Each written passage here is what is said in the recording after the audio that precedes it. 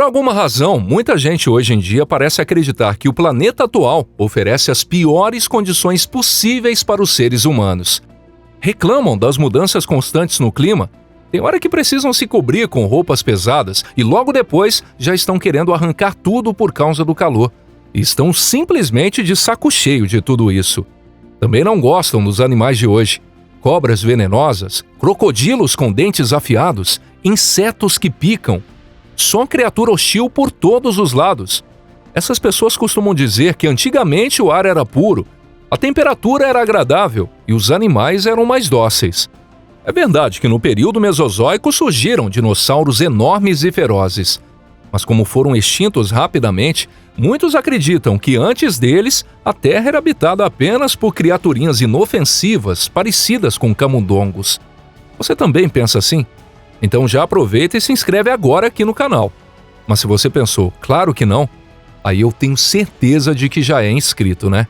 Olá pessoal, se colocássemos essas pessoas dentro de uma máquina do tempo e a jogássemos direto na era anterior aos dinossauros, no exato momento em que um gorgonopsido saltasse para cima delas, aquela ilusão de terra paradisíaca iria evaporar na hora.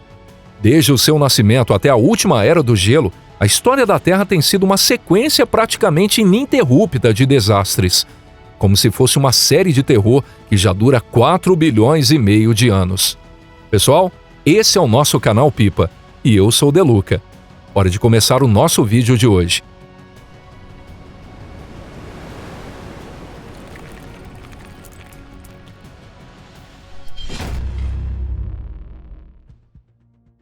Do inferno ao gelo. Até que os dinossauros finalmente dominassem os oceanos e a terra firme, a Terra percorreu um caminho extremamente árduo. Numa época em que o Sol, a Terra e os demais planetas ainda nem existiam, o universo infinito era preenchido por gigantescas nuvens de gás formadas por átomos de hidrogênio e hélio. Se não fosse pela explosão de algumas supernovas ali por perto em escala cósmica, essas nuvens teriam continuado vagando sem rumo. Mas o impacto das explosões comprimiu essas nuvens de forma repentina, elevando drasticamente a temperatura em seu centro, até que a fusão nuclear finalmente começou. Foi assim que há cerca de 4 bilhões e 500 milhões de anos, o Sol começou a brilhar. Só que ele não tinha nada da aparência tranquila que vemos hoje. Era instável, agitado e liberava muito menos calor do que agora.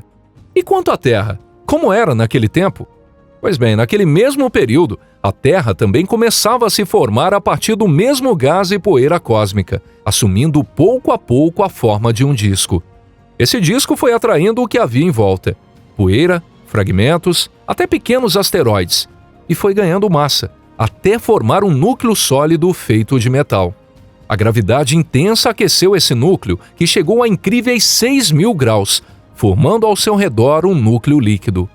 A convecção entre o núcleo metálico sólido e o núcleo líquido ao redor gerou dentro da Terra uma espécie de gerador natural.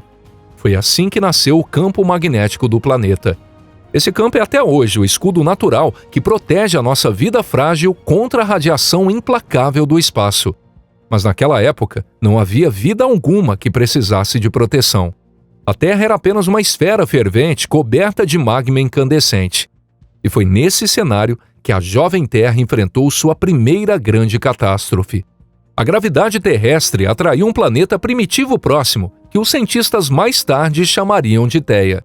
A colisão lançou ao espaço uma quantidade gigantesca de detritos, que acabaram se reunindo para formar o misterioso satélite que hoje chamamos de Lua.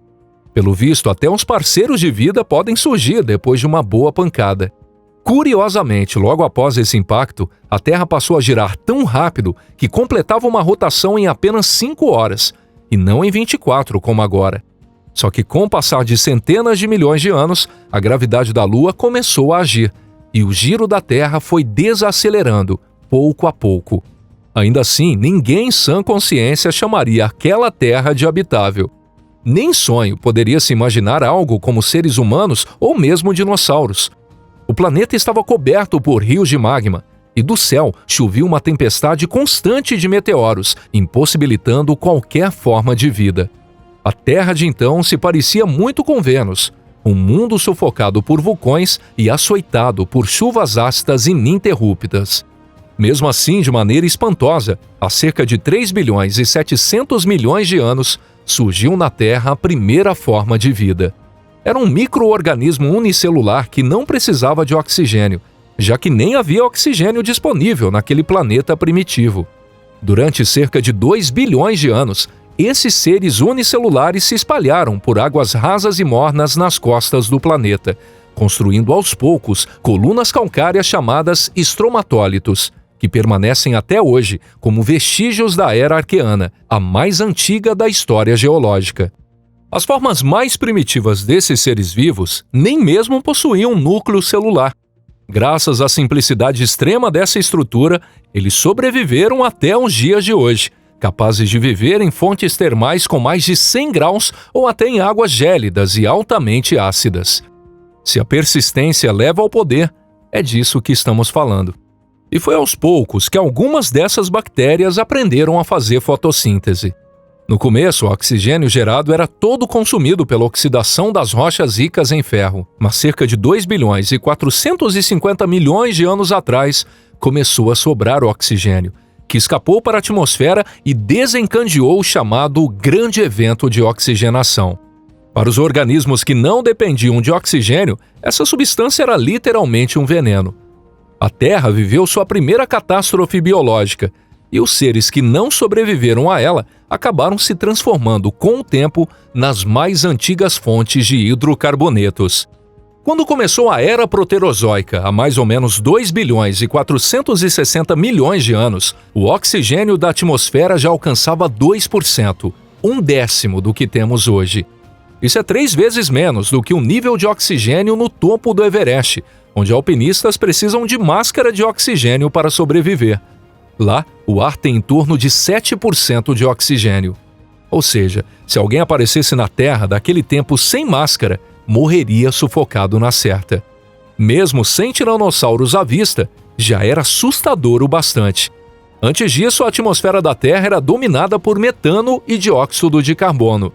Esses gases provocavam o mesmo efeito estufa que tanto tememos hoje. Só que naquela época, esse efeito estufa ajudava a manter a Terra numa temperatura suportável. Quando o oxigênio começou a consumir o metano, o efeito estufa enfraqueceu e o planeta esfriou drasticamente. Ainda que o ar tivesse mais oxigênio, isso não tornava a vida mais fácil. Pelo contrário, as chances de congelar até a morte eram grandes. Isso porque se iniciava a mais longa era glacial da história da Terra, chamada Glaciação Huroniana.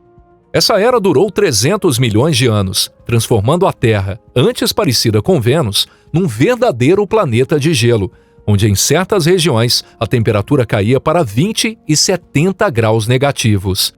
Numa condição dessas, a vida mal podia existir. Mesmo assim, algumas formas microbianas, como cianobactérias e árqueas, conseguiram sobreviver, ainda que por um fio. Chega a parecer que a vida teria ficado presa para sempre nesse estágio primitivo. Mas então, como surgiram dinossauros ou mesmo os humanos? Foi o Sol que nos salvou. Ao longo de 300 milhões de anos, desde o início da Era Glacial, o Sol aumentou seu calor, derreteu a maior parte do gelo que cobria a Terra e abriu caminho para o surgimento de organismos multicelulares e plantas complexas. Foi a partir daí que tudo começou a se transformar. Nos 1 bilhão de anos seguintes, a vida na Terra se tornou cada vez mais diversa. E o mais importante, pela primeira vez, a vida saiu do mar e invadiu o ambiente terrestre. Aliás, no período Carbonífero, quando a Terra voltou a se aquecer, surgiu o que poderíamos chamar de zoológico bombado de esteroides. Isso foi há 300 milhões de anos, muito antes dos dinossauros, quando o planeta era dominado por insetos e aranhas gigantes, parecendo monstros de filme de terror. O clima quente e úmido, somado a uma concentração de oxigênio que chegava a 35%, fazia com que os artrópodes atingissem tamanhos inacreditáveis. Imagine uma libélula com quase 1 metro de envergadura, ou milípedes de 2,5 metros rastejando pelo chão, totalmente diferentes do que conhecemos hoje. As aranhas da época tinham o tamanho de um gato doméstico, e até um cientista mais corajoso teria se arrepiado diante delas. A vida na Terra era como um filme de ficção científica, sem efeitos especiais e sem botão de pausa. E o curioso é que os continentes também estavam em movimento constante.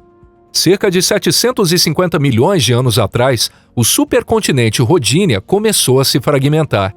Os pedaços se espalharam pelos mares e depois voltaram a se unir, formando outro supercontinente, o Pannotia. Mas Pannotia também se desfez, e os blocos colidiram entre si enquanto se moviam, criando grandes cadeias de montanhas. Por volta de 335 milhões de anos, esses fragmentos continentais finalmente se uniram mais uma vez, dando origem ao supercontinente Pangeia.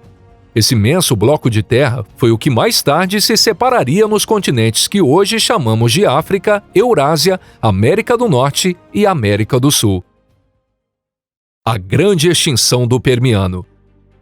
Todo mundo, até criança, provavelmente já ouviu falar por que os dinossauros foram extintos. A explicação mais comum é o impacto de um enorme asteroide que colidiu com a Terra. Os cientistas identificaram até um local exato da cratera formada por esse impacto, na região do Golfo do México.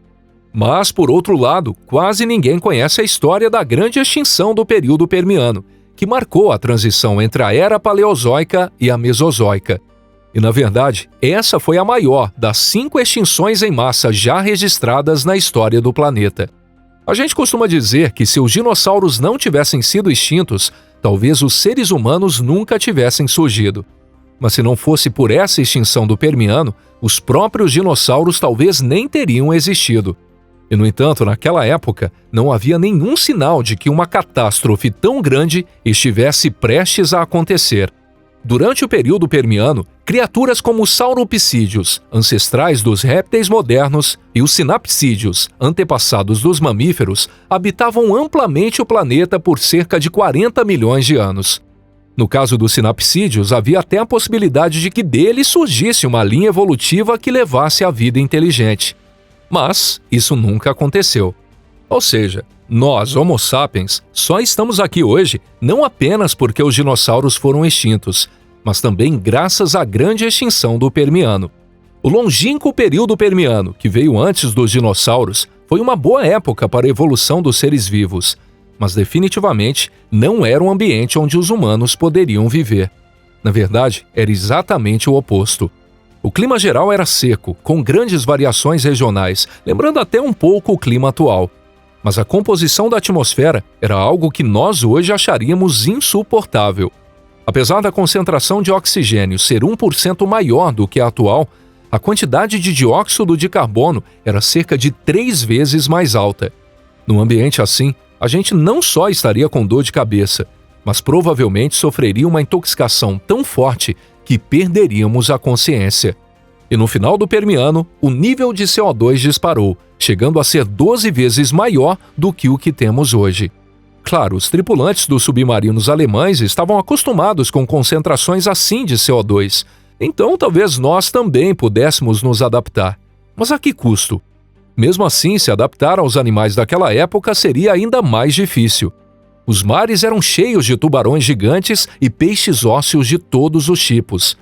E em terra firme havia pequenos mamíferos, grandes herbívoros como os escutossauros e também o temido Gorgonops, que é considerado um parente distante dos mamíferos atuais.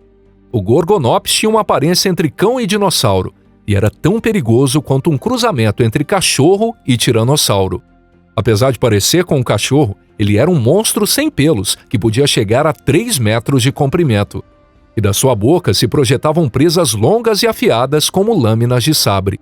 Se você desse de cara com um predador desses, a chance de sair ileso era praticamente nula.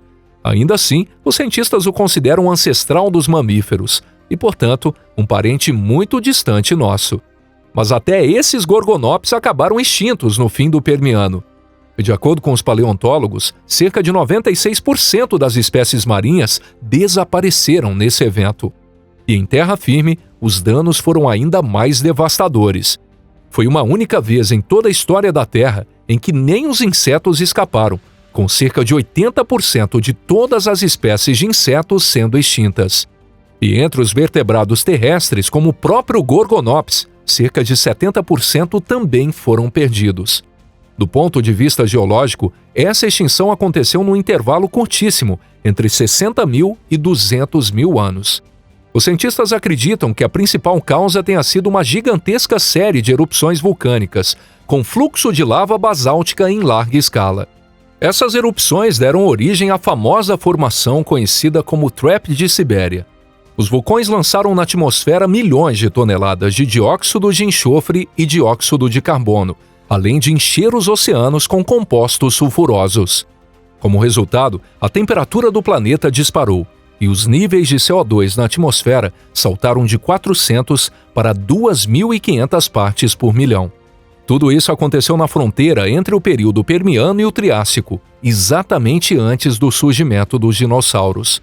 Ou seja, foi essa grande extinção do Permiano que preparou o palco para a entrada triunfal dos dinossauros, tanto os carnívoros quanto os herbívoros. Vai ver que, comparados aos monstros que existiam antes, os dinossauros nem eram tão assustadores assim, né? E se você curtiu o nosso vídeo de hoje, não esquece de deixar seu like e compartilhar em suas redes sociais. Muito obrigado por assistir. Um forte abraço e a gente se vê no próximo vídeo aqui no nosso canal. Até lá!